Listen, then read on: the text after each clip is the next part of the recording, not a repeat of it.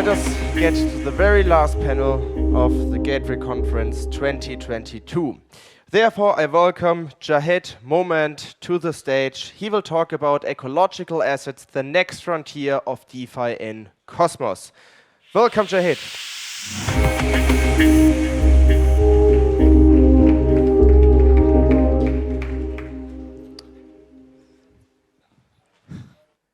Thanks for sticking around for the last talk. Last talk, yay. All right, let's do this. I'll get you out of here on time. So I'm from Cerulean Ventures, which is a micro fund focused on region and Cosmos. And so today I'm going to talk to you about this mouthful, ecological assets, the next frontier of DeFi. So let's get into it. So why does this matter? We're in a climate crisis. This isn't really a climate conference, but just setting a bit of the context. What does that mean? Well, carbon is a major part of it. It's probably all you hear about. We're emitting a lot of carbon, et cetera. We must not only stop emitting this much carbon, we also must find a way to trap it, or some of the worst stuff will happen this century. But there's more to this than carbon, right? There's watersheds, there's topsoil, there's oceans, there's air quality, some of the stuff happening in Pakistan. I come from the US. We're used to seasonal fires, smoke, masks way before coronavirus in California and Oregon, right? So watersheds, they're critical for food supply, right? So if you look at the US, if we have the worst warming scenarios, fisheries are going to decline by 50%. Topsoil is rapidly eroding. There's a bit of alarmism around this stuff where it's like we have 60 harvests left. That's not really true, but in some places across the world, the most fertile lands have about 100 years left. Ocean health is rapidly degrading. The ocean traps about 80% of the carbon in the atmosphere, which is really important. As everything heats up, it's going to be able to trap less carbon. Air quality, like I said, is already responsible for 7 million additional deaths annually. So, and in all of this, traditional institutions have failed to act. So, we're at a crypto conference. This is usually the part where I tell you about, decentralization, et cetera.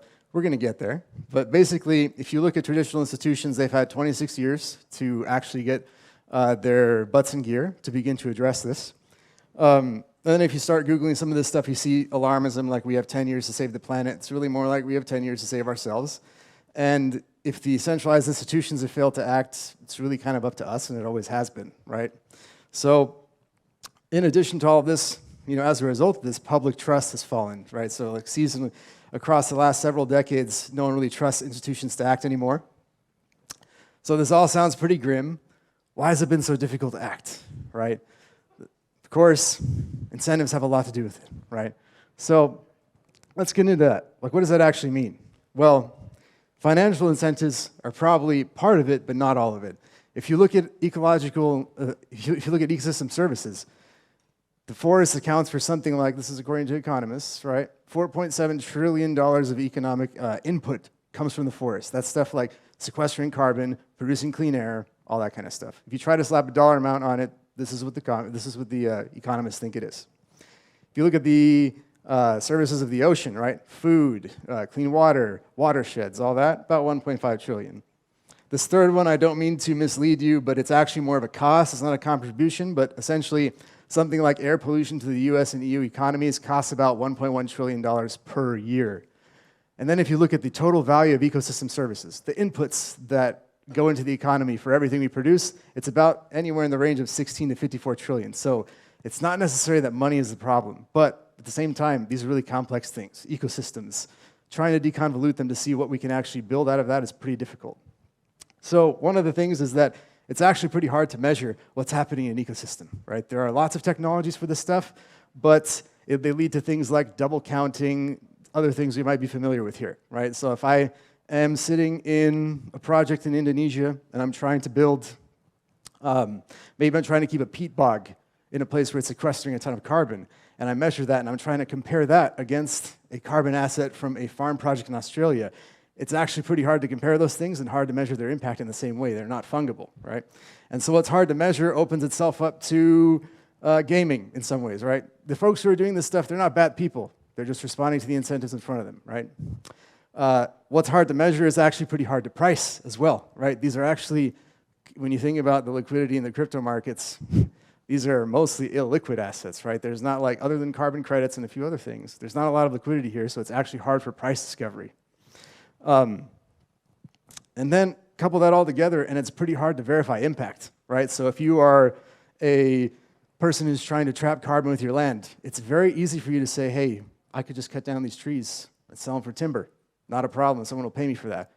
But if I actually end up wanting to trap some carbon here and then get carbon credits for this, how will I verify that happens? Well, there's a handful of entities here who actually are involved in that business, and it's pretty hard to get them to not double count and to coordinate. So coordination, obviously that's a big theme of this conference and blockchain conferences in general.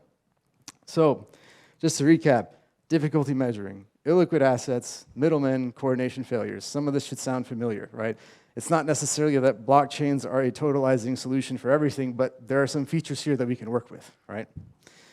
So for instance, despite all the chicanery of the last couple of weeks, liquidity in crypto and natural asset markets seem to be rapidly growing in tandem with each other. We think at Cerulean Ventures that the stage is set for a huge liquid market in crypto eco-credits. But if you look at that market today, it's really small, right? So if you've heard of Toucan Protocol, those folks are bridging a lot of the carbon from the Vera registry on chain. KlimaDAO, which was kind of famous towards the end of last year, crashed a ton as well. And if you look here, like Osmosis as of yesterday is about 10 times bigger than the closest regenerative finance project, right? So there's a lot of work to do. So now if you think back to the market, the projected market cap, the worth of these services, they're huge. We need rapid scale. And what I mean by this is if you take just carbon, right?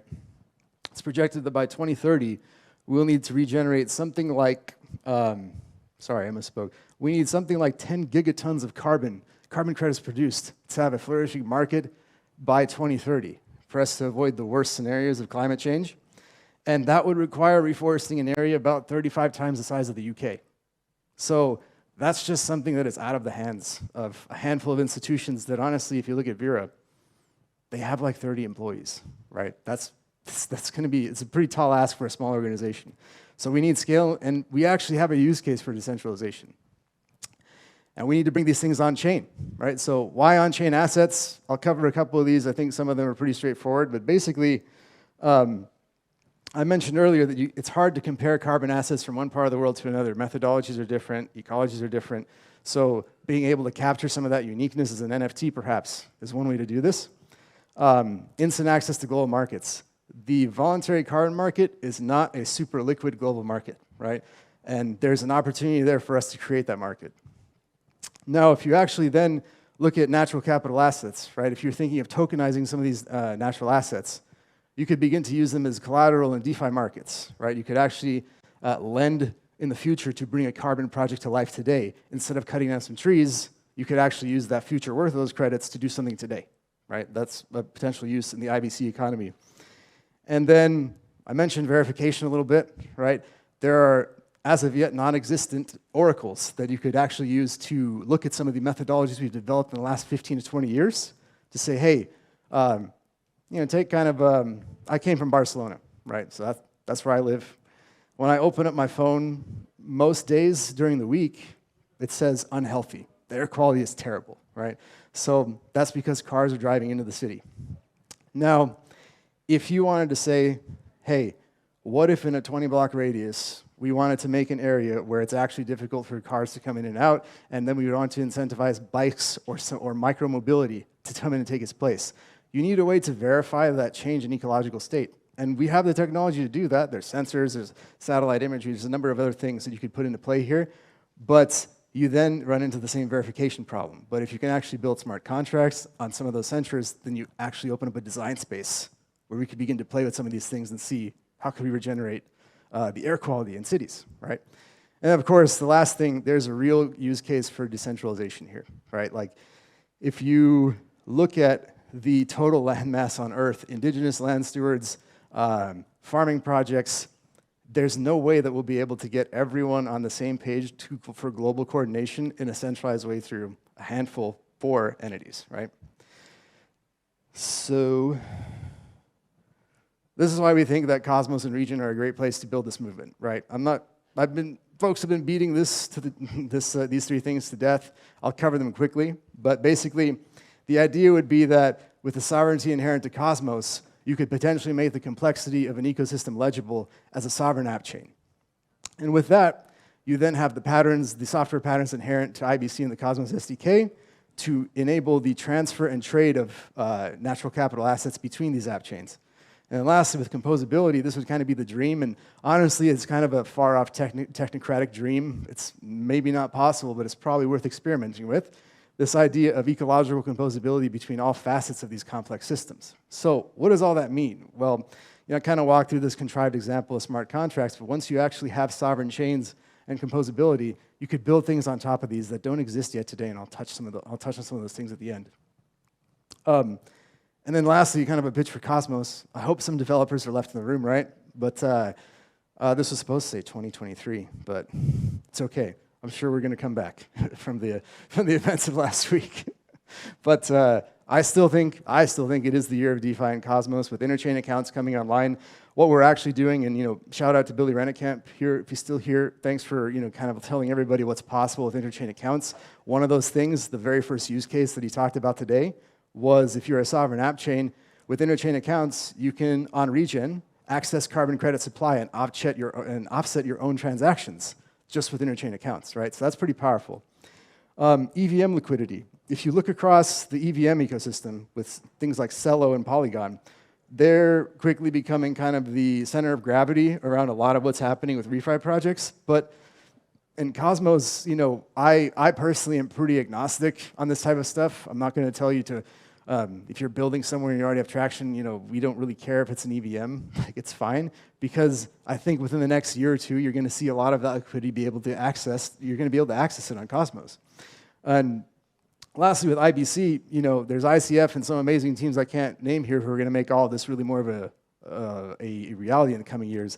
And we think these patterns together will kind of converge on this movement to partly convert some degens to regens. Zaki, if you saw his talk yesterday, it was kind of a pieing to degens, right? And honestly, I love him. If you've heard what I've said here, price discovery and liquidity are really important for these markets. Degens do these things. That's actually good, right?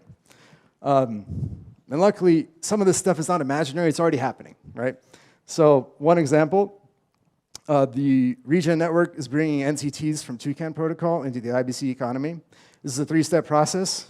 First step was we worked with Osmosis to set up a proposal to basically offset their entire carbon, their carbon output since the beginning of their existence as a chain. That passed by over 90%. So that's happening right now as we speak. Secondly, we're going to establish a regen NCT pool on Osmosis. So that means like me, if you came from Barcelona to Prague, it's about 260 kilograms of carbon. Not that I'm not one of those people who computes this all the time. I did it for this talk, right? So I'm not always obsessed with my carbon number, not one of those people. But if you were interested in this kind of thing, as an enterprise, as a consumer, you could actually come to Osmosis and you could purchase an NCT and offset your carbon credit. And I've been in talks over the years where I'm like, well, what does that actually mean, right? What happens when I'm participating in this market? On the supply side, someone who is on the regen network has had regen scientists come to their place, use the methodologies to measure soil carbon, to measure the types of forests that are there, the types of things that are planted, and make an estimate of carbon that's going to be trapped in that ecosystem for the next year.